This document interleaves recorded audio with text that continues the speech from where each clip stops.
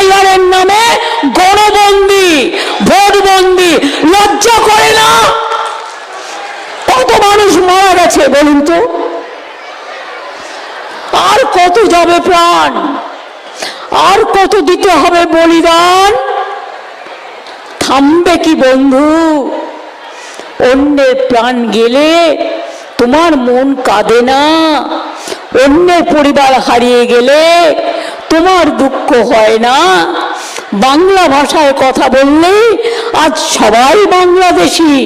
বন্ধু, বাংলাদেশ থেকে এসে স্বাধীনতার সময় থেকে যারা ইন্ডিয়ান সিটিজেন, তাদের তুমি কি করে বাংলাদেশি তকমা দাও? সোনালী কি বাংলাদেশি ছিল? সোনালী খান তো ইন্ডিয়ান ছিল। তার ইন্ডিয়ান সবকিছু থাকা সত্ত্বেও তুমি একটা প্রেগনেন্ট মহিলাকে পর্যন্ত BSF কে দিয়ে তুমি পুশ ব্যাক করিয়ে দিয়েছো।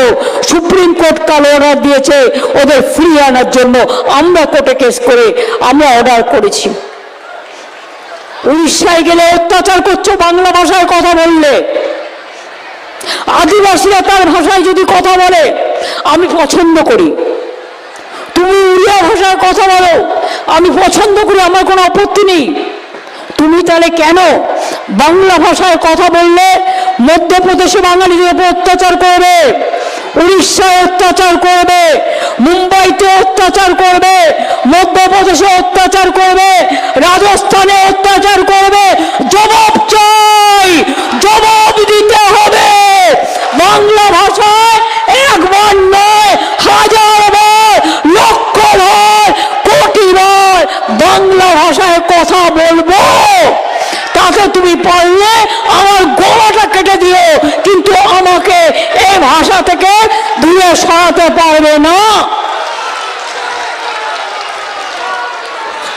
ভাবছো বাঙালিদের উপর এত হিংসা, বাংলার মানুষদের উপর এত হিংসা যে তোমরা বাংলা ভাষায় কথা বললেই, কই গুজরাটি ভাষায় কথা বললে আমি তো আপত্তি করি না।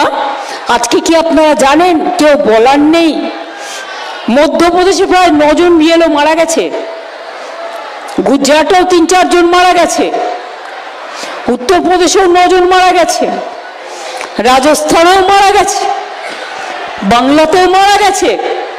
বাংলায় আমার 39 জন মারা গেছে SIR এর জন্য, আর 13 জন হাসপাতালে আছে, মৃত্যুর সাথে লড়াই করছে, আর 3 জন সুইসাইড কমিট করতে গেছিল সিরিয়াস অবস্থায়, তারা হসপিটালে ভর্তি আছে। এত তাড়াহুড়ো করার কি দরকার ছিল?